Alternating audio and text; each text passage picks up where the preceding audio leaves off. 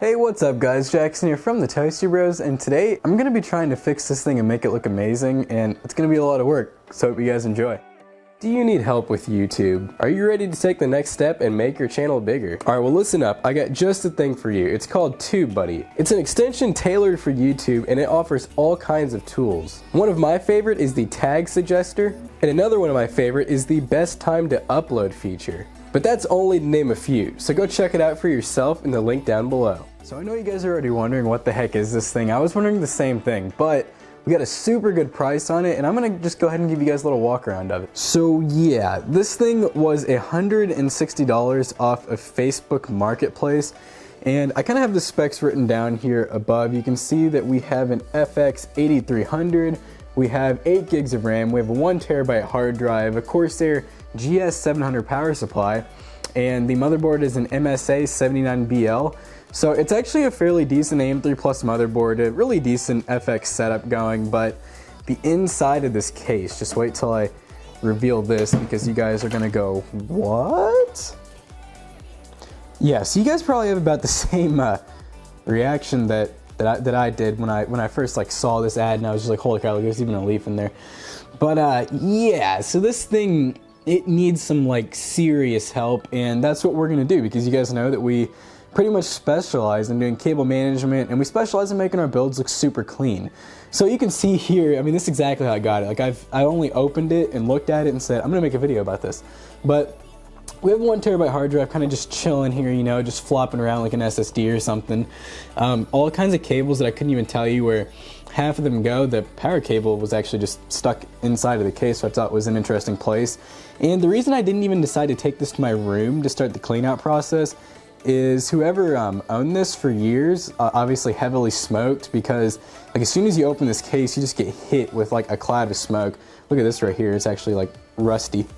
So the basic plan with this is I do know that it already works, or at least the guy says it did, and he was actually putting Windows 7 on it when I came and got it from him, so I'm pretty sure everything should work fine on it.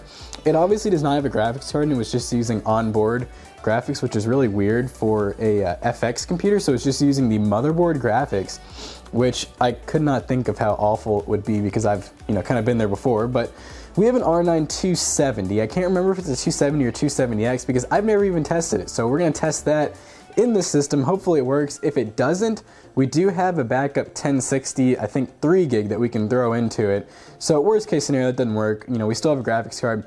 We have a really nice case for it that we're gonna show you guys in just a minute, and all this stuff's gonna get thrown in that case after we take everything out though and clean it.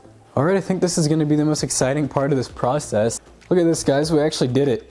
We got it all out. It was actually really quick and easy. Alright, so I really didn't want you guys to have to see this because I know that this is a lot for one day, having to see all these horrible computer builds, but this is actually one that Zach and I found. Yeah, I said we found. Basically going to one of those recycling places a while back, and yeah, this one is as atrocious, if not more atrocious than the other one I showed you guys. I'm definitely glad I remembered to take this card out before we went out there and clean stuff, because as you guys can see, this one is very dusty as well. But yeah, the model number on it is a R9 270. Looks like 2 GDDR5, so it looks like it's the 2 gig R9 270. I assume it's not the 270X, but yeah, very dusty. Hopefully it's gonna work for us though, because that would just make things 8 million times easier if we can use this basically free graphics card.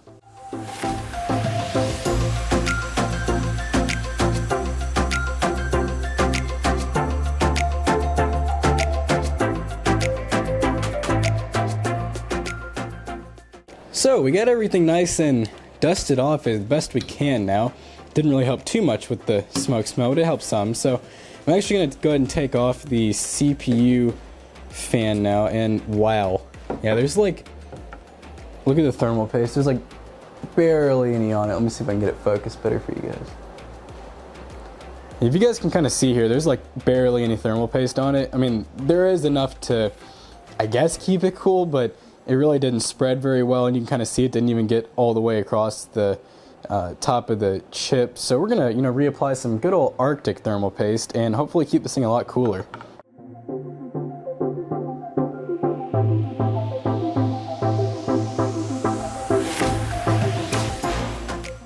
So this part here is pretty exciting, guys. Our buddies over at Deepcool sent us the Matrexx 55 case. Now, you can get it in two different variants. You can get the one that's with a bunch of like RGB fans or the one that's without. This one does not come with any fans, so it does make it a lot cheaper, but it also makes it to where you do have to spend money on fans unless you have some lying around. In our case, I think we have enough lying around to hopefully match up a color scheme and get something decent looking going.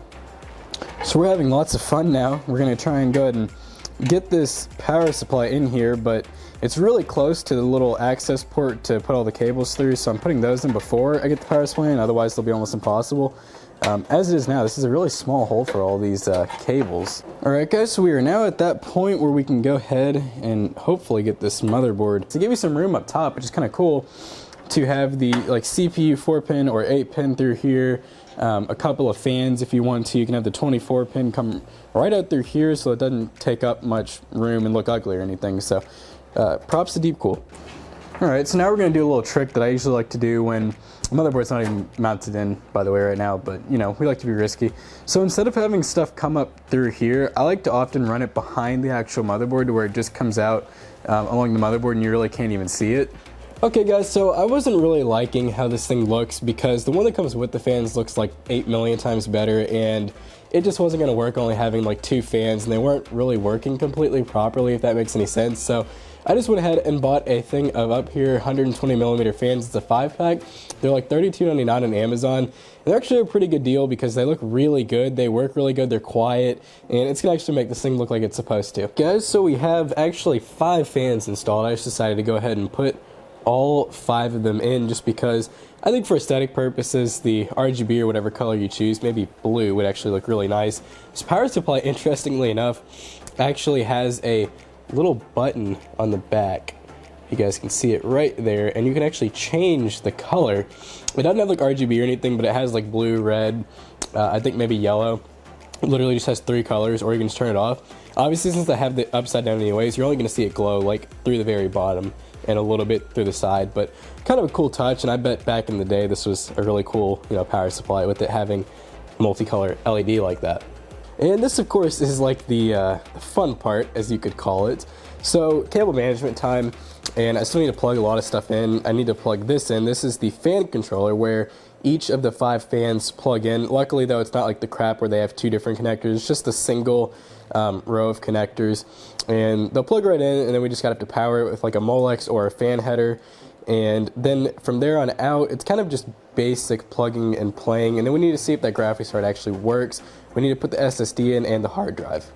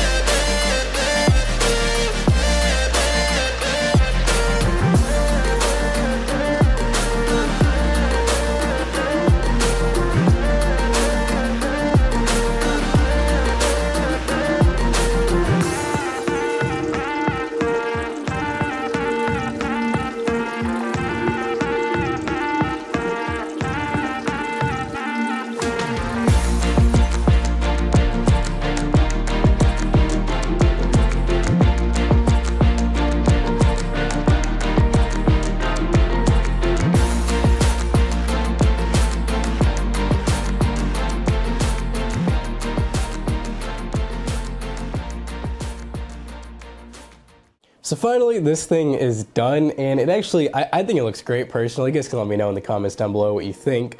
But obviously, a little bit older hardware. We have an 8300, which is an AMD FX series on the AM3 Plus platform, and it's an 8-core. It's 8 true physical cores. It doesn't hyper-thread. It doesn't do anything like that Ryzen or Intel does. It's just 8 physical cores. It still is a really good processor, though. It still will keep up with any type of thing that needs multi-core tasking. Luckily, the parts that I bought did have a pretty decent color scheme going on of blue. That's why I kind of have it mixed between rainbow and blue. I really do like the RGB like switching, but at the same time blue looks really good on this. The only thing this thing was really missing, and I kind of questioned how the guy was able to do anything with this, which he basically said that he wanted to build his own computer, but this one he didn't want to upgrade, and he had been wanting to build one for like 8 years. So something tells me that he was kind of piecing it together, and that's why there were so many like parts missing and things just kind of like thrown in there, not screwed in.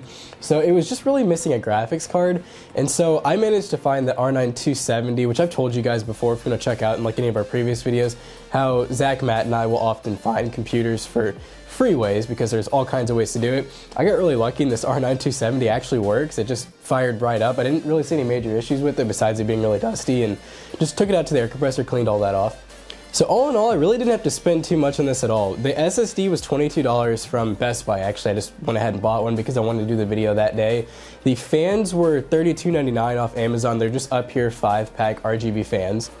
Alright, so you guys already know what it is. We're attempting some of that Fortnite, and I'm playing standing up while sick, while just the camera's in front of me, and it's going to be great. I'm probably going to die in like the first 5 seconds, but just to give you an idea of how the PC plays. So right now we're doing 1920 by 1080. We're on the 1440p monitor, but that doesn't really matter because I downscaled it. But all high settings, I believe, which I'll check that in just a second after I die, which probably be very soon.